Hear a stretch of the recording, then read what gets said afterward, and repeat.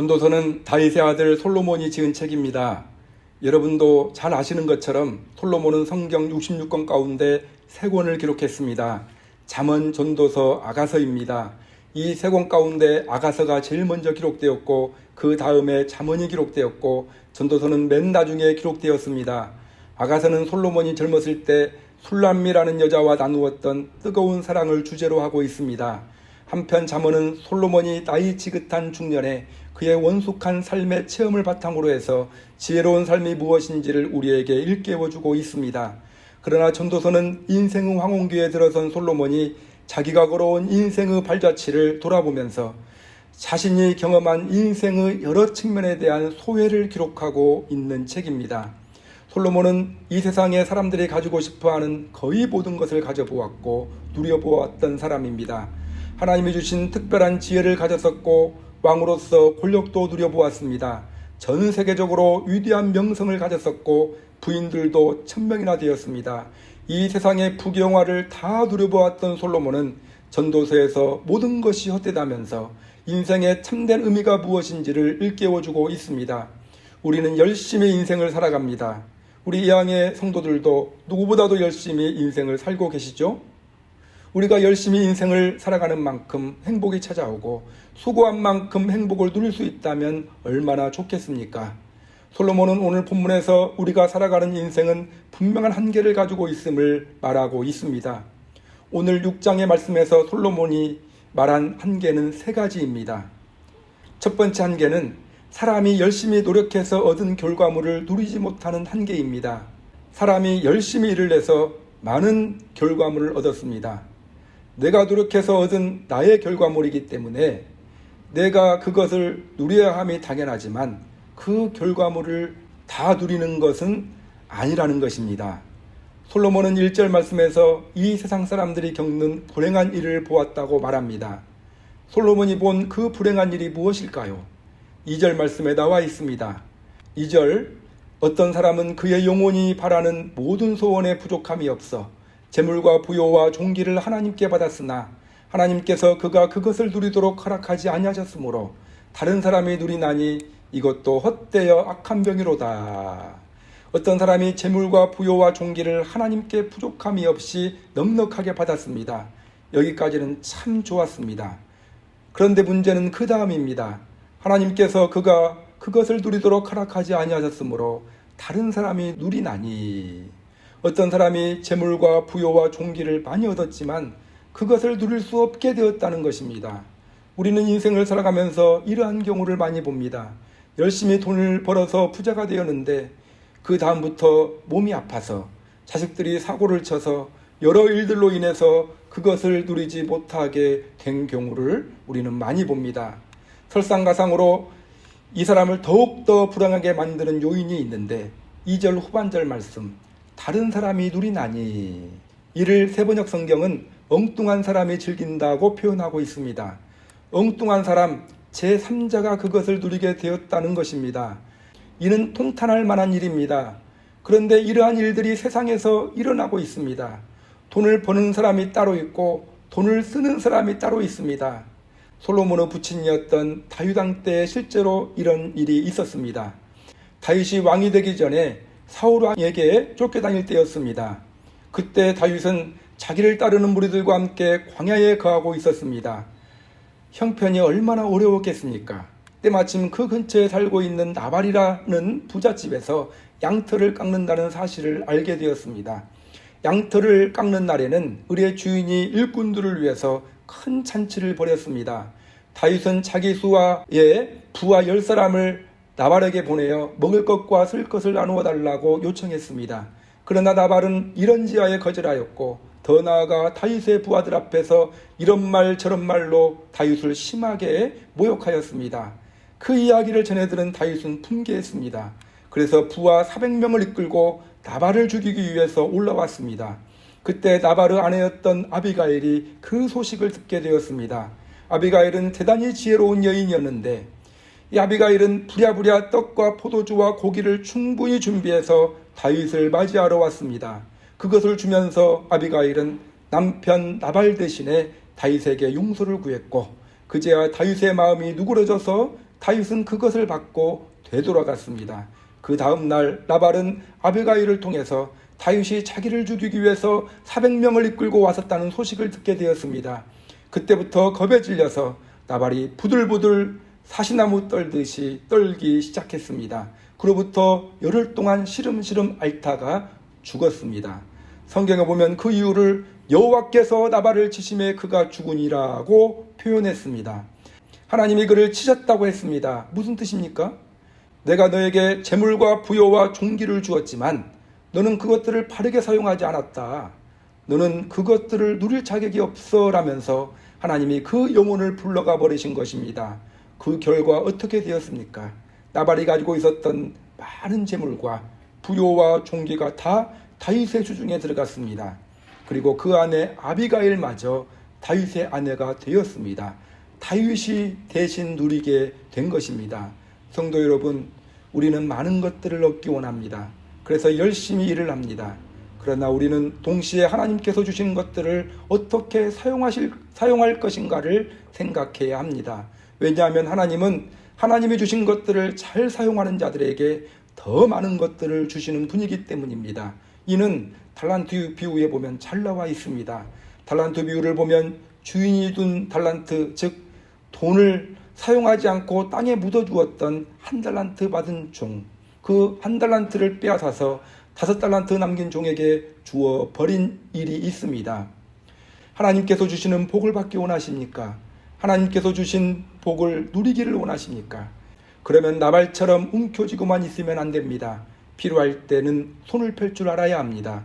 베풀면서 살아야 합니다. 그래야 하나님께서 여러분에게 주신 복을 여러분이 누리면서 살 수 있는 것입니다. 하나님이 우리에게 재물과 부여와 종기를 주신 이유는 움켜쥐고 있으라고 주신 것이 아닙니다. 귀하게 사용하라고 주신 것임을 기억하고 잘 사용하심으로 노력해서 얻은 결과물을 누리는 우리 예양의 성도님들이 되시기를 주님의 이름으로 축원합니다. 두 번째, 사람의 한계는 이 땅에서 많은 것을 성취했는데 그 성취물들로 인해서 마음의 평안함을 누리지 못하는 한계를 가지고 있다는 것입니다. 그리고 또 사람이 이 땅에서 많은 것을 얻었습니다. 많은 성취물을 가지고 있습니다. 그렇다고 해서 마음의 평안함을 누리는 삶을 사는 것은 아니라는 것입니다. 3절 말씀을 보면 사람이 비록 100명의 자녀를 낳고 또 장수하여 사는 날이 많을지라도, 이 사람은 2절에 언급된 사람이 받지 못한 복까지 받은 사람입니다. 재물과 부여와 종기에 더해서 100자녀를 두었고 장수의 복도 받았습니다. 그런데 그가 외적으로 많은 복을 받았는지는 몰라도 그가 마음의 평안을 누리지 못할 수도 있다는 것입니다. 3절 후반절 보면 그의 영혼은 그러한 행복으로 만족하지 못하고 또 그가 안장되지 못하면, 여기서 행복으로 만족하지 못하면이라는 말은 심령의 낙을 누리지 못하면 이라는 의미인데, 이 심령의 낙은 마음의 평안으로 해석할 수 있습니다. 100명의 자녀가 있고 장수의 복을 받았다 하더라도 마음의 평안함을 누리지 못할 수 있다는 것입니다. 또 그가 안장되지 못하면 죽음 후에 그 몸 하나 제대로 거두어서 장사 지내줄 자녀가 없다면 100자녀를 두었다 한들, 아무리 오래 살았다 한들 아무 소용이 없다는 것입니다. 3절 마지막 부분을 보면 낙태된 자가 그보다 낫다. 그러한 사람보다 차라리 낙태되어서 태중에서 죽은, 이 세상에 태어나지 않은 사람이 훨씬 행복하다라는 것입니다. 왜냐하면 낙태된 사람은 이 세상을 살면서 겪는 불행을 겪을 필요가 없기 때문입니다. 6절 말씀을 보면 그가 비록 1000년의 갑절을 산다 할지라도 행복을 보지 못하면 마침내 다 한 곳으로 돌아가는 것뿐 아니냐. 솔로몬은 다시 한번 평안을 강조합니다. 비록 1000년의 갑절을 산다 할지라도 마음의 평안함을 경험하지 못한다면, 평안함이 없는 삶을 산다면 의미가 없다는 것입니다. 여러분, 1000년의 갑절이 얼마입니까? 2000년입니다. 구약성경을 보면 제일 오래 산 사람이 무두셀라였는데 966살을 살았습니다. 2000년은 무두셀라가 산 것의 2배가 넘는 기간입니다. 그처럼 오래 산다고 한들 마음에 행복함이 없으면 아무 소용이 없다는 뜻입니다. 사랑하는 예양의 성도 여러분, 저는 하나님이 여러분들에게 건강의 복을 주시기를 원합니다. 장수의 복도 주시기를 원합니다. 또한 자녀들의 복도 차고 넘치게 부어주시기를 원합니다. 그러나 그것으로 끝나기를 원하지 않습니다. 그것에 더해서 평강의 복을 주시기를 소망합니다. 아무리 오래 살아도 마음에 평강이 없으면 아무 소용이 없기 때문입니다. 단 하루를 살더라도 주님 안에서 평안을 누리면서 사시는 우리 예양교회 성도님들이 되시기를 바랍니다. 그러면 평강은 어떻게 얻을 수 있을까요? 건강과 재물과 장수가 우리에게 평강을 줄 수 있을까요? 잠시의 편리함은 줄 수 있을지는 몰라도 마음의 즐거움과 평안함을 줄 수는 없습니다. 요한복음 14장 27절 말씀을 보면 예수님께서 이렇게 말씀하셨습니다. 평강을 너희에게 끼치노니 곧 나의 평안을 너희에게 주노라. 내가 너희에게 주는 것은 세상이 주는 것과 같이 아니하니라. 너희는 마음에 근심하지도 말고 두려워하지도 말라. 예수님은 우리에게 평안을 주시는 분입니다. 평안의 근원은 주님이시며 하나님께서 주시는 선물이 평안입니다. 하나님은 하나님을 바라보는 자에게, 하나님을 믿는 자에게, 하나님을 의지하는 자에게 평안함을 주십니다. 성취물들로 인하여 평안함을 누릴 수 없습니다. 이것이 인생의 한계입니다. 그러나 성취물에 상관없이 우리는 평안을 누릴 수 있습니다. 아무리 불편한 일이 많아도 하나님을 바라보고 하나님의 이름을 몇 번 부르고 나면 우리의 마음이 평안해지죠. 코로나 시대에 하나님께서 주시는 평안을 누리는 우리 예양교회 성도님들이 되시기를 소망합니다. 그리고 인생의 세 번째 한계는 만족할 줄 모르는 욕망입니다. 7절 말씀을 보면 사람의 수고는 다 자기 입을 위함이나 그 식욕은 채울 수 없느니라. 사람은 먹어야 삽니다.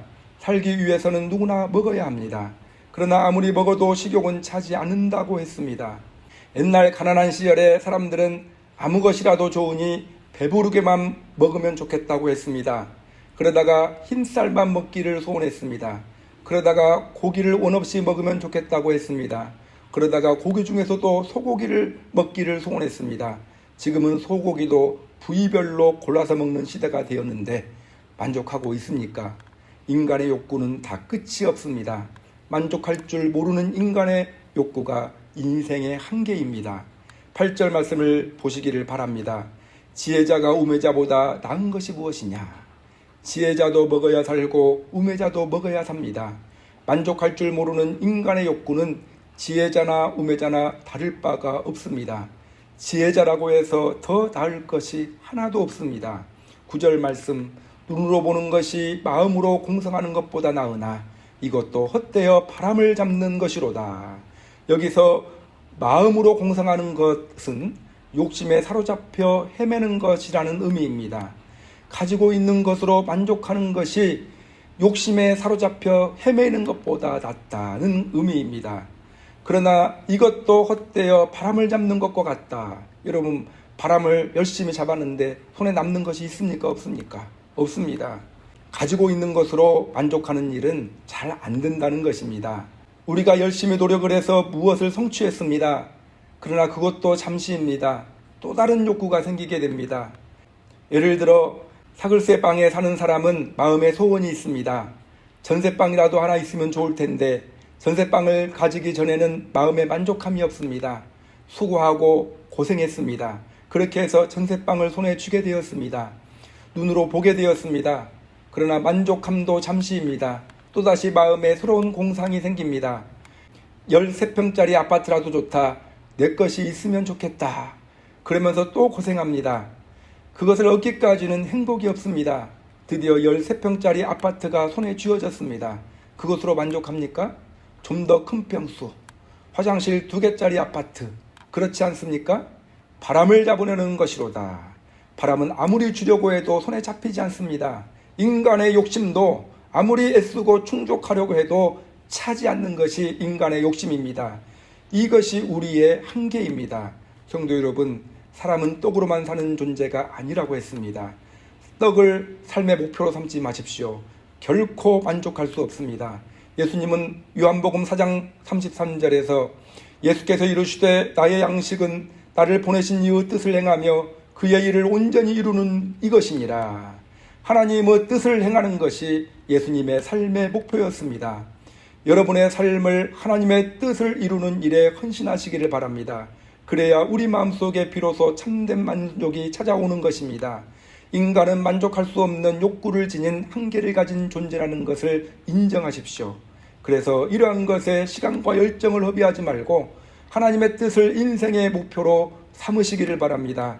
주님은 바울에게 내 은혜가 내게 족하다고 말씀하셨습니다. 고린도후서 12장 9절 말씀 보면 내 은혜가 내게 족하도다.